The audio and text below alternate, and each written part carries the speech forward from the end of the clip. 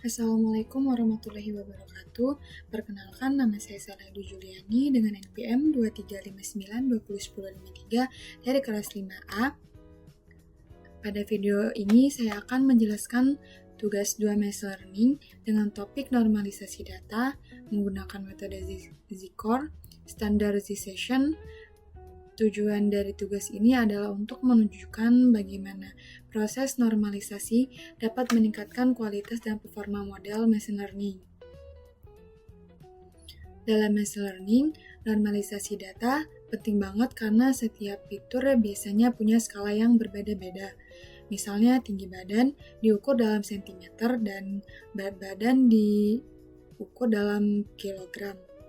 Kalau dinormalisasi, model bisa menganggap fitur dengan nilai besar atau lebih, padahal belum tentu normalisasi berfungsi untuk membuat semua fitur berada pada skala yang sama, agar model seperti KNN, SVM, atau neural network bisa bekerja lebih optimal. Jadi, di sini saya menggunakan body performance dataset yang berisi data kebugaran tubuh seseorang. Dataset ini mempunyai berbagai fitur seperti jenis kelamin, usia, tinggi badan, berat badan, tekanan darah, dan berbagai hasil tes kebugaran. Dataset ini saya unggah ke Google Colab menggunakan perintah berikut ini, perintah from Google Colab import files. Selanjutnya adalah saya mengimpor library seperti Pandas, NumPy, Matplotlib, Seaborn, dan Standard Scholar dari Sklearn. Library ini digunakan untuk mengolah data, membuat visualisasi, dan melakukan normalisasi. Selanjutnya, di sini saya membaca file CSV menggunakan df pdret.csv. Body performance ini data CSV saya, dan menampilkannya dengan head untuk melihat 5 baris pertama, yaitu ini, pada baris ini. Jadi ini tuh dari hasil ini kita bisa lihat ada kolom seperti age, gender, height, weight ini tuh berat badan, body fat, diastolic, systolic, grip force, sit and bend forward cm, sit up, bird jump, dan class. Di sini ada kolom age, umur, gender, height itu tinggi badan, berat badan, kebugaran, diastolic dan systolic itu tekanan darah. Dan di sini ada kelas C. Di sini ada kelas A, B, dan C.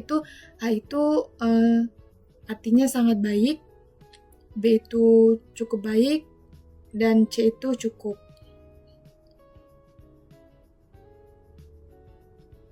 Sebelum melakukan normalisasi, saya ubah kolom gender ini menjadi angka karena masih berupa huruf M dan huruf V, supaya bisa dihitung secara numerik. Jadi kita ubah menjadi 1 itu untuk laki-laki dan 0 itu untuk perempuan.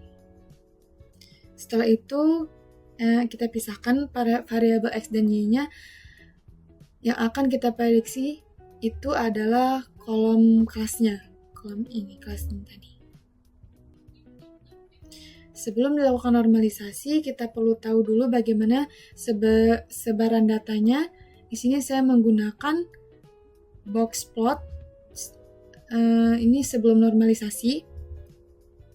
Dan histogram untuk melihat data masih punya rentang nilai yang sangat besar. Jadi kode ini menghasilkan data yang sudah dinormalisasi nilainya tidak lagi dalam satuan asli tapi sudah dalam satuan deviasi standar. Selanjutnya itu adalah melakukan normalisasi menggunakan metode Z-Korn. Rumus dari Z-Korn itu sendiri adalah X dibagi dengan Z standar deviasi, artinya setiap nilai fitur dikurangi rata-rata, kemudian dibagi dengan standar deviasi.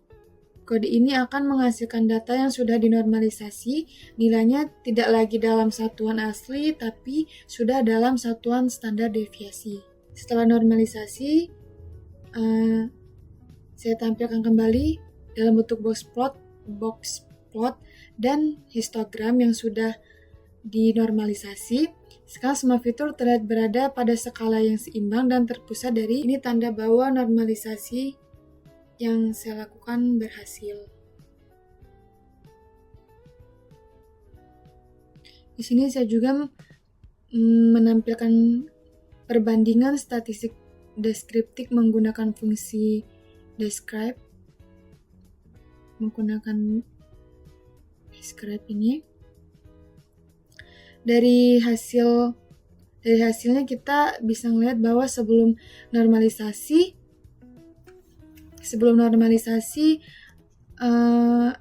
rata-rata tiap fitur berbeda-beda. Setelah normalisasi, mean menjadi 0 dan standar deviasi menjadi 1. Ini ciri khas dari Z-Korn standardization.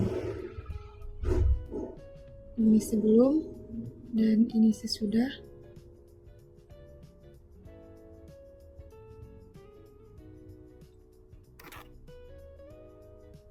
Jadi di bagian ini kita membandingkan statistik data sebelum dan sesudah dilakukan normalisasi. Jadi fungsi describe di Pandas ini gunanya itu nampilin statistik deskriptif dari setiap kolom seperti jumlah data dalam bentuk count, nilai rata-rata itu mean, standar deviasi itu STD, nilai minimum itu min, hingga kuartil dan nilai maksimum sebelum normalisasi. Kalau kita lihat dari bagian sebelum, nilai rata-rata dari bagian sebelum ini, nilai rata-rata meannya itu dan standar deviasinya itu dari setiap kolom masih berbeda-beda. Misalnya, HCM-nya ini memiliki rata-rata sekitar 168 cm, sedangkan weight-nya sekitar 67 kg. Nilai ini masih dalam satuan aslinya, jadi skala antar fitur masih tidak sama.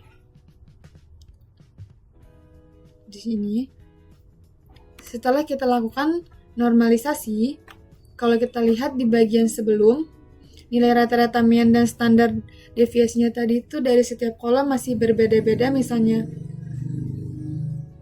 height-nya itu 168, sedangkan weight-nya itu 67.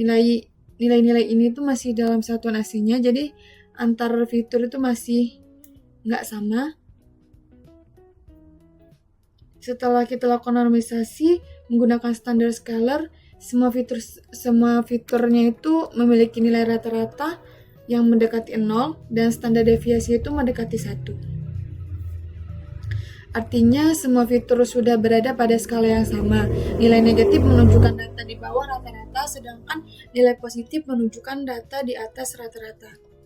Hasil ini menandakan bahwa proses Z-Korn normalization itu sudah berhasil.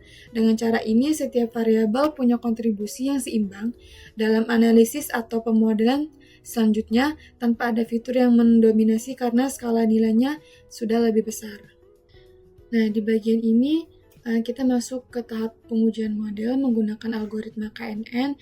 Ini tuh bekerja dengan melihat data terdekat atau tetangga terdekat untuk menentukan kelas dari data baru. Pemecahan data itu dari train dan tes. Pertama, data kita bagi menjadi dua bagian menggunakan train test build, yaitu 75% untuk data latih dan 25% untuk data uji. Parameter start TV-nya itu sama dengannya dipakai untuk supaya proporsi setiap kelas itu, setiap setiap kelas tetap seimbang antara data latih dan data uji. Lalu kita lakukan hal yang sama, tapi menggunakan data yang sudah dinormalisasi dengan metode Z-Corp, hasil akurasinya itu meningkat menjadi 0,6037 atau sekitar 60%. Dari hasil ini bisa kita lihat normalisasi punya pengaruh besar terhadap performa model, terutama untuk algoritma seperti KNN yang sensitif terhadap jarak. Karena setelah semua fitur berada pada skala yang sama, perhitungan jarak antara data jadi lebih akurat, sehingga hasil klasifikasi juga lebih baik. Jadi kesimpulannya, normalisasi data menggunakan Z-Corp berbasis standardization sangat penting, terutama untuk model berbasis jarak seperti KNN, SPM, dan neural network. Dengan normalisasi model bisa belajar lebih adil antar fitur dan hasil prediksi menjadi lebih akurat. Jadi proses ini adalah bagian krusial dalam pipeline machine learning. Sekian penjelasan video dari saya, kurang lebihnya saya mohon maaf. Saya akhiri. Billahi taufiq wal hidayah. Wassalamualaikum warahmatullahi wabarakatuh.